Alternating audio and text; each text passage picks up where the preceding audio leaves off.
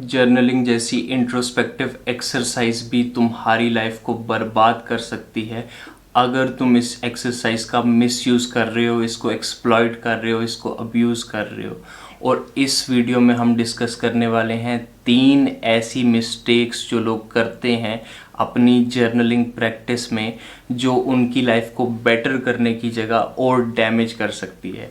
But before beginning with the video मैं 2 बातें कहना चाहूँगा। द वेरी फर्स्ट इज़ कि मेरी book the portrait of eternal passion launch हो चुकी है। It is a narrative of N insecure boy जो एक लड़की के प्रेम में पड़ के एक आर्टिस्ट बनने की जर्नी पे निकल जाता है। This story delves into the themes of love, obsession, redeeming powers of love, politics, jealousy, envy. So if you are interested in these kind of stories, the link is down in the description. Go give it a check. और दूसरी बात जो मैं रोज़ कहता हूँ कि comment section में जाओ, अपनी रीडिंग प्रोग्रेस शेयर करो ताकि हम सब भी मोटिवेट हो सके, हर इंसान मोटिवेट हो सके to read more. Now beginning with the video, the very first point is looking outside.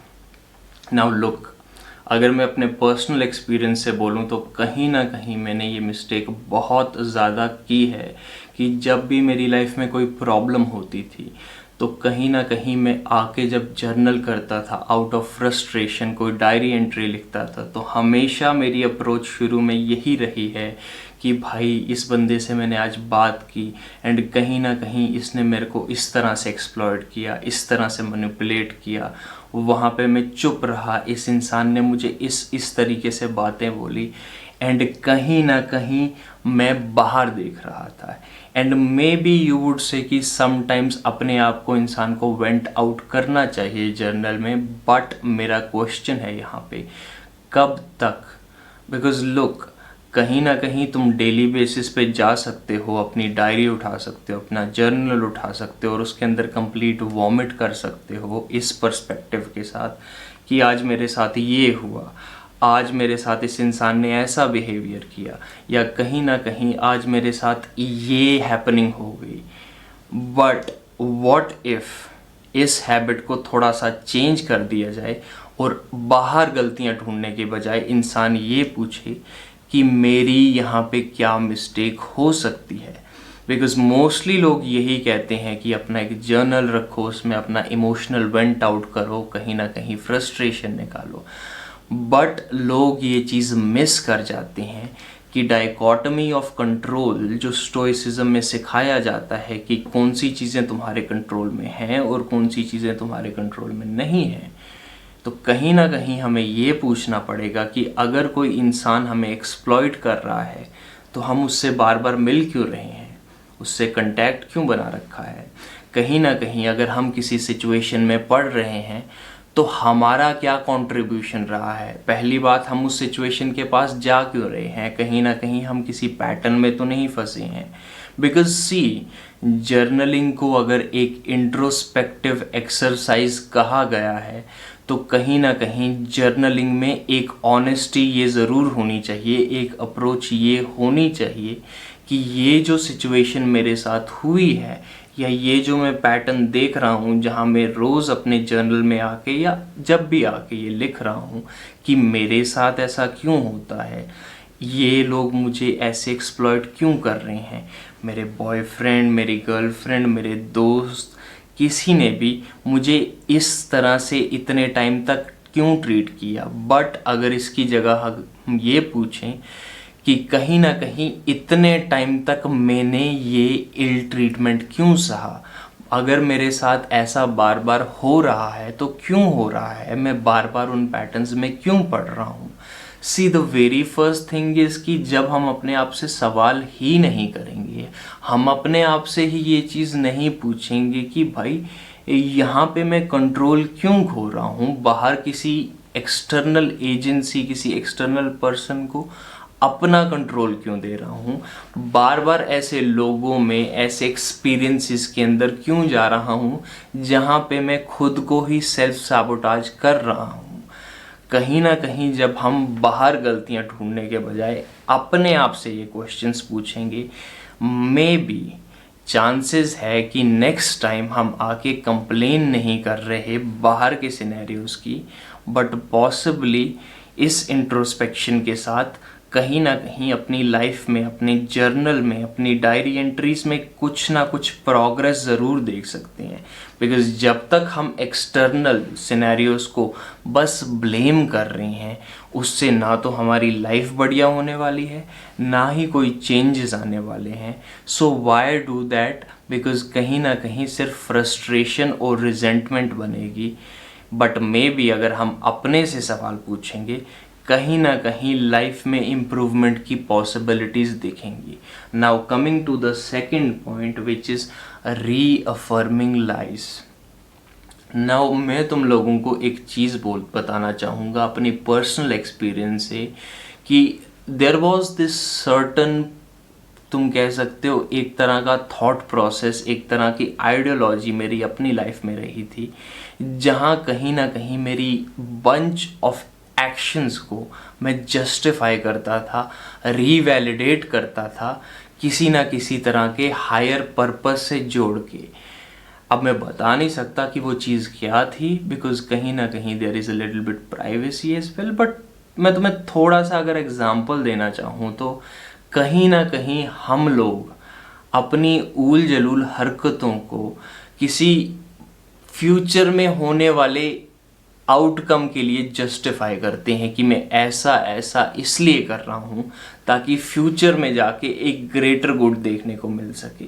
कहीं ना कहीं ये हरकतें मैं इसलिए कर रहा हूँ क्योंकि ये कुछ तरह का सैक्रिफाइस है फॉर समथिंग बेटर। बट हमें अपने आप से ये पूछना पड़ेगा, जैसे मैं वो दोस्तोयेव्स्की की ब्रदर्स कैरामाज़ोव वाली वीडियो जो यहाँ पे भी आ रही होगी और एंड स्क्रीन पे भी होगी कि how lies can destroy our life. अगर हम अपने आप से बार बार झूठ बोल रहे हैं तो कहीं ना कहीं हम अपनी खुद की आइडेंटिटी ही खो बैठेंगे और रिजेंटफुल हो जाएंगे। तो अपने आप से पूछो, तुम जब तुम कुछ लिख रहे हो, बार बार किसी चीज़ को अफर्म कर रहे हो, कहीं ना कहीं तुम अपने आप से झूठ तो नहीं बोल रहे हो, कहीं ना कहीं कोई झूठ तो नहीं है जिसको तुम रीअफर्म इसलिए कर रहे हो क्योंकि उसकी फाउंडेशन नहीं है और डेली बेसिस पे उसको फाउंडेशन का एक सीमेंट लगाना पड़ता है ताकि तुम अपना ही झूठ सहन कर सको। कहीं ना कहीं तुम्हारे सामने एक तुम्हारी रिफ्लेक्शन ना दिख जाए तुमको। Because this is a very important question जो हमें जितना जल्दी हो सके पूछें। बिकॉज ऑब्वियसली शुरू में सच को एक्सेप्ट करने में दिक्कत होगी, बट जितना ही जल्दी करेंगे उतनी कम दिक्कत होगी। नहीं तो ये जो झूठ का फाउंडेशन बना रहे हैं ये किसी दिन ऐसा कोलैप्स होगा कि हमें खुद नहीं पता चलेगा हम कहाँ पे गिर सकते हैं। तो इंस्टेड अपने जर्नल में अपने लाइव्स को वैलिडेट करने की जगह क्वेश्चन करो कि ये जो चीज़ मैंने लिखी है ये सच भी है, और उसको डिफरेंट पॉइंट से डिफरेंट पर्सनैलिटीज़ बना के खुद क्रिटिसाइज करो। जब तुम कुछ लिखते हो उसको खुद देखो कि इसमें कितनी ज़्यादा बुलशिट है या फिर इसमें कितना ज़्यादा सच है। क्योंकि रिसेंटली मैं अपने जर्नल्स पढ़ रहा था 2021 से 2022-23 के, तो 70%, and I know this is very embarrassing, 70% entries were full of shit. तो तुम अपने आप से पूछो, how much of what you have written has some solid concrete ground. Because उस चीज़ की बहुत ज़्यादा ज़रूरत है, तभी लाइफ में एक हायर बीइंग पे तुम पहुंच सकते हो। Now coming the third point which is self pity and rumination. Now ये कहीं ना कहीं फर्स्ट पॉइंट से जुड़ता है जो हम कहते हैं लुकिंग आउटसाइड। देखो, तुम अगर बाहर चीज़ों को कंट्रोल दे चुके हो तो ऑब्वियसली उसके साथ एक और प्रॉब्लम बनती है कि तुम्हारी लाइफ की प्रॉब्लम सॉल्व नहीं होती। और अगर तुम्हारी लाइफ की प्रॉब्लम सॉल्व नहीं हो रही और तुम ये मान के बैठे हो कि तुम्हारे पास कंट्रोल नहीं है, राइट जगह पे तुम्हारा फोकस नहीं है, तुम ये नहीं देख सकते हो कि तुम क्या कंट्रोल कर सकते हो और उन चीज़ों पे तुम वर्क नहीं कर रहे, तो नेचुरली तुम्हारे अंदर एक हैबिट बन जाएगी सेल्फ पिटी की और कहीं ना कहीं रूमिनेशन की। तुम ये बोलना शुरू कर दोगे आई एम अ लूज़र, और may be I suck at this, I am a loner, मेरी सोशल एंग्जाइटी है, कहीं ना कहीं तुम रूमिनेट करना शुरू कर दो कि यार मैं तो ऐसा ही हूँ, मेरी ज़िंदगी ख़राब है, I am depressed, I am like, आजकल लोग बोलते हैं काफका, जस्टिफाई करते हैं अपनी लाइफ को, अपनी लाइफ की जितनी भी डिजेनरेसी है उसको।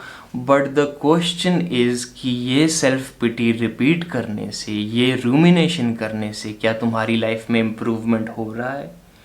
श्योर, कुछ टाइम के लिए रोने से, कुछ टाइम के लिए दुख मनाने से, उन प्रॉब्लम्स पे रूमिनेट करने से तुम हल्का सा वेंट आउट कर दोगे। बट टेल मी, क्या लॉन्ग रन में वो चीज़ तुम्हारी लाइफ में एक इम्प्रूवमेंट लाएगी या तुम्हें और ज़्यादा एक रीज़न दे देगी कि फ्यूचर में तुम और सेल्फ पिटी करो और रूमिनेट करो और बाहर की चीज़ों को एजेंसी दो, ये बिलीव करना ही छोड़ दो कि तुम्हारे पास कोई कंट्रोल है?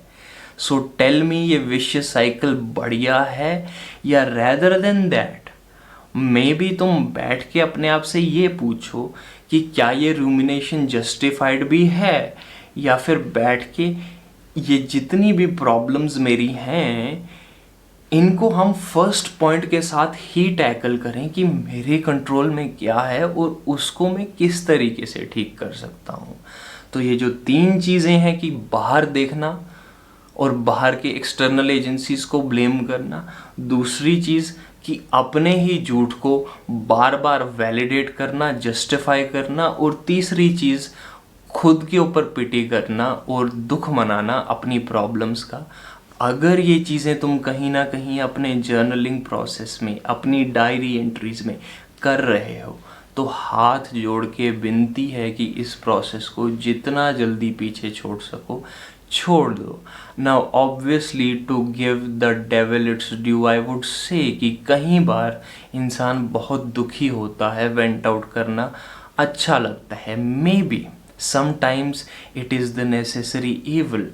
बट हमें ये पूछना पड़ेगा कि समटाइम्स कहीं ऑल द टाइम्स ना बन जाए, कहीं ऑल द टाइम्स हमारा 30-40% रूमिनेशन ही ना बन जाए, बिकॉज वो 30 से 40 से 50 और 80% कब बन जाएगा हमें पता नहीं चलेगा। सो आस्क योर सेल्फ कि क्या तुम ये 3 चीज़ें अपनी जर्नलिंग प्रोसेस में कर रहे हो, या हेल एक्टिवली क्या तुम्हारा थॉट प्रोसेस कहीं ऐसा तो नहीं बन गया है? अगर बन गया है, आई वुड हाईली रेकमेंड कि इसमें चेंजेस लाना शुरू करो and you will see that your life would improve in ways जो तुमने कभी इमेजिन ही नहीं किए होंगे। With that being said, video पसंद आई तो लाइक करो ताकि और लोगों तक पहुंच सके। कमेंट सेक्शन में अपने विचार और रीडिंग प्रोग्रेस शेयर करो। सब्सक्राइब करो ऐसी और वीडियोस के लिए, लिटरेचर और फिलॉसफी की भी। एंड बुक का लिंक ज़रूर चेक करना, who knows you might like it. अपने किसी दोस्त के साथ ये वीडियो शेयर करो जिसके लिए ये वीडियो वैल्यूएबल हो। I will see you in the next video. Till then, enjoy your life in the best possible ways, be reasonable, read more, and peace.